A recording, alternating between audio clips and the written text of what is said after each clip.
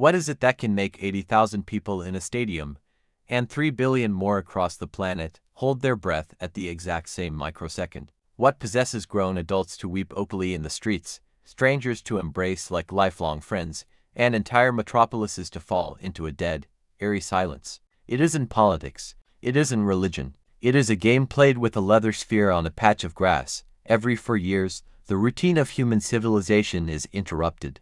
Warring nations declare temporary truces. For 1 month, the world agrees to speak a single, universal language. This is the FIFA World Cup, the greatest theater of human emotion, tragedy, and triumph ever constructed. But before it became a multi-billion-dollar global phenomenon, it was a fragile, desperate dream that almost never happened.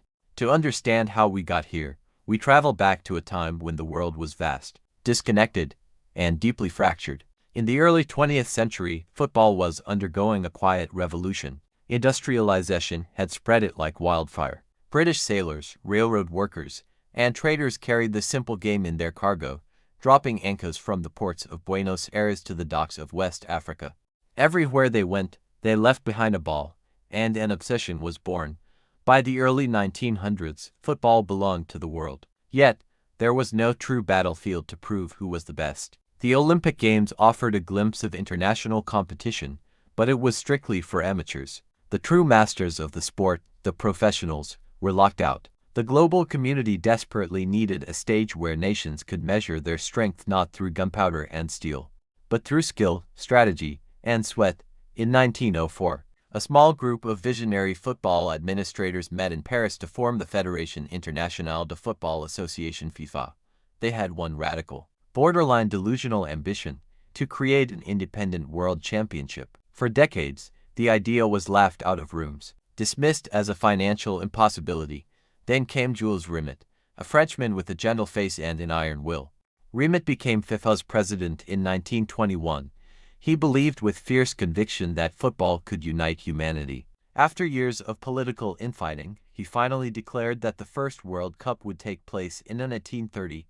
Uruguay, a small South American nation, stepped forward to host. They were the reigning Olympic champions. They promised to build a colossal new stadium, and crucially, they offered to pay for the travel and lodging of every participating team. The European powers were insulted. To get to Uruguay, European teams had to board a steamship and cross the Atlantic Ocean for 2 agonizing weeks. Players trained on the wooden decks, losing their footballs to the ocean waves. Only 4 European nations made the journey. In total, just 13 teams arrived in Montevideo. Yet, what followed was pure magic. The tournament culminated in a ferocious rivalry, Uruguay versus Argentina. The tension was so suffocating that the referee demanded a bodyguard and a quick escape route to a ship in the harbor. Argentina led at halftime, but roared on by a deafening crowd. Uruguay stormed back to win 4-2. A national holiday was declared in Uruguay. The dream of Jules Rimet was no longer a fantasy. The World Cup was alive, but just as the tournament began to walk, the world plunged into darkness. The rise of fascism and the outbreak of World War II threatened to destroy everything. The 1942 and 1946 tournaments were cancelled. The physical trophy itself, the Jules Rimet Cup, was in grave danger of being looted. In an act of defiance, Torino Barossi, the Italian vice president of FIFA, secretly smuggled the gold trophy out of a bank vault in Rome and hid it in a battered old shoebox underneath his bed for the duration of the war. When the conflict finally ended, the planet was scarred and deeply divided. How do you heal a broken world? The answer returned in 1950. Brazil hosted the tournament, constructing the Maracanã, the largest stadium on Earth. The 1950 World Cup became a symbol of rebirth. It was a space where former enemies could meet not as soldiers, but as athletes. Both shook hands on the pitch. It proved that even when the geopolitical fabric of the world rips apart, the simple act of kicking a ball can help sew it back together. As the mid-century progressed, the World Cup underwent a staggering metamorphosis. The introduction of television transformed the tournament from a stadium experience into a global campfire. In 1954, matches were broadcast live for the first time. By 1970, satellite technology brought the tournament in vibrant, living color to millions of living rooms across every continent. The tournament expanded. The giants of Africa, Asia, and North America demanded their place at the table. The competition grew from 13 teams to 16, then 24, 1932 and onwards. Corporate sponsors and media rights turned it into an economic juggernaut. But the money was merely a byproduct of the passion. The World Cup became the single most watched event in human history. To truly understand the soul of the World Cup, one must look at the myths and legends forged in its fires. The story truly shifts in 1958, in Sweden.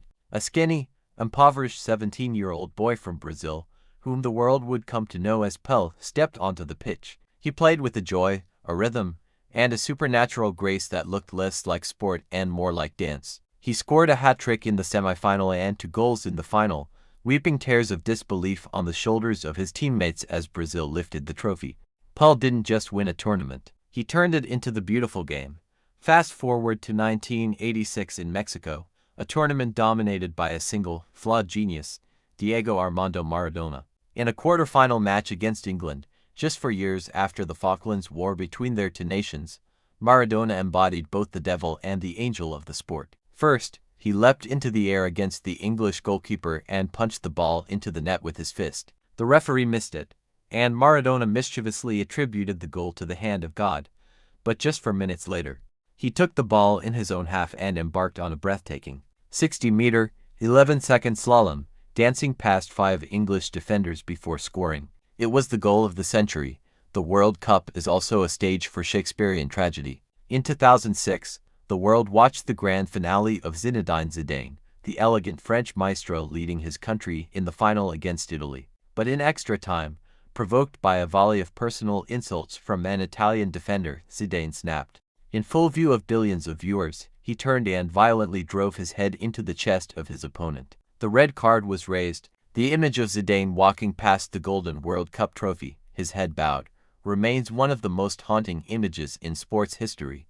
Then comes the sheer, unadulterated shock. 2014, Belo Horizonte, Brazil. The host nation faced Germany in the semifinal. The entire country expected a celebration. Instead, they witnessed a slaughter. In a surreal, agonizing 29-minute blitz, Germany scored 5 goals. The match ended 7-1. It was a national humiliation so profound that it caused a nation of 200 million people to weep in unison. And finally, the ultimate redemption arc. 2022, Qatar. Lionel Messi, arguably the greatest player to ever live, had won every trophy imaginable, except the one that mattered most.